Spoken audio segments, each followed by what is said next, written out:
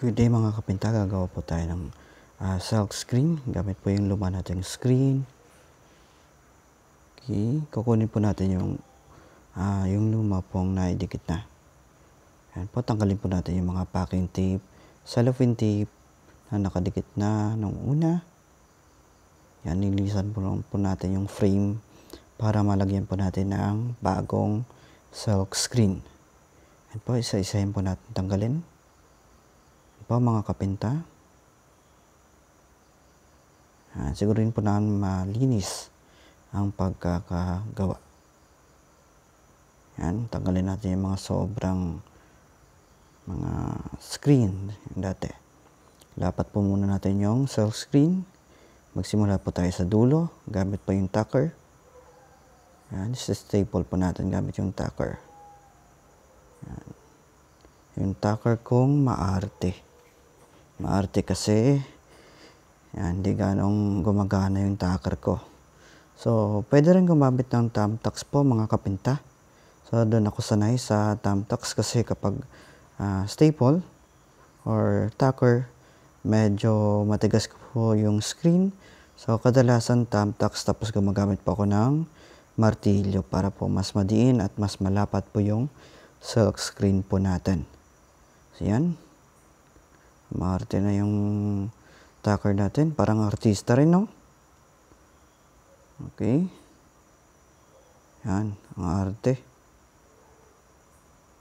Yan. Ginamitan ko na ng gunting para mas madali.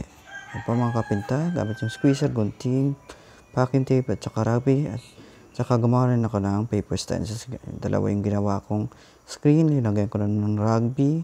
Sigurin lamang na nakakalat po na maigi yung rugby. At saka, yung gamitin po nating rugby yung bago. Kasi kapag luma, mas madaling matuyo po siya. Mas madaling matuyo. At hindi mo na po medyo mahirap na pong idikit sa silk screen. Yan po, latag po natin. Yan, ilalapat po natin yung silk screen. Yan, gamit po yung gunting. Siguruhin po natin nakalapat po yung paper stencils. Gamit po yung squeezer, lagyan po natin ng cotton bud sa taas.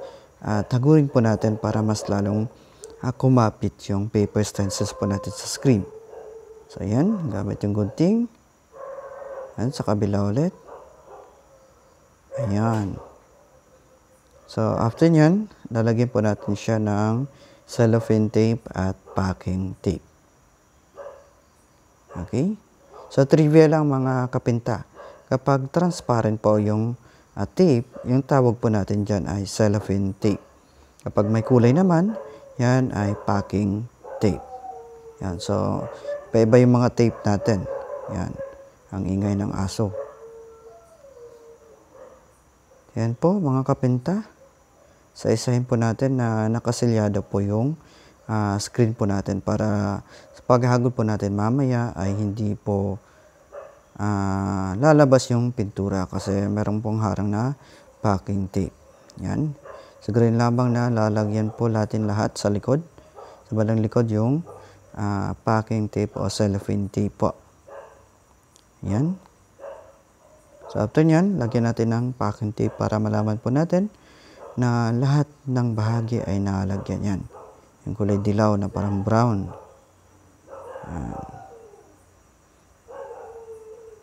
Yan po mga kapinta. Yan, siguruhin lamang na mahigpit po yung pagkaka-packing tape. Ayan, mas mahigpit pa sa yakap ng jowa mo. Yan po mga kapinta. Malapit na po matapos. Yan. Konting tiis lang po. Okay, at mahabang pasensya po yung kailangan po natin sa paggawa ng silk screen. Lalo na sa stencils po natin. Yan po. Okay na. Gagamit tayo ng super white. Wala akong spatula. Gagamit tayo ng ruler sa paghalo at paglagay ng printing paste na po natin. Yan po. Magpapatulong po ako sa kasama ko, yung asawa ko. Yan. Haguran po natin yung itim na t-shirt. Yan. Yan po mga kapinta. Yan. Yan na po yung first coating po ng ating printing. So usually kapag super white, hindi na po natin sine-second coat po siya kasi medyo makapal na po kapag super white kasi ito po ay rubberized po yung pintura. Yan po. Yan po mga kapinta. Kakailang piraso na po tayo. Yan, isa-isahin po natin. Lagyan ng pintura. Gamit po yung squeezer. Squeezer tawag yan sa panghagod. Yan. Sinasabi ng iba. Yan. Panghagod po.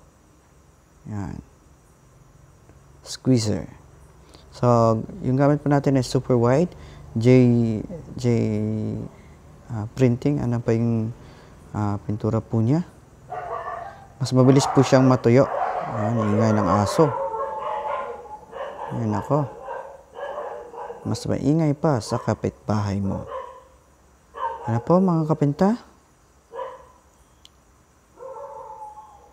Yan. So, pinabilis ko lang yung video. Pero parang matagal pa rin, no? Okay, see you mga kapinta sa susunod na printing.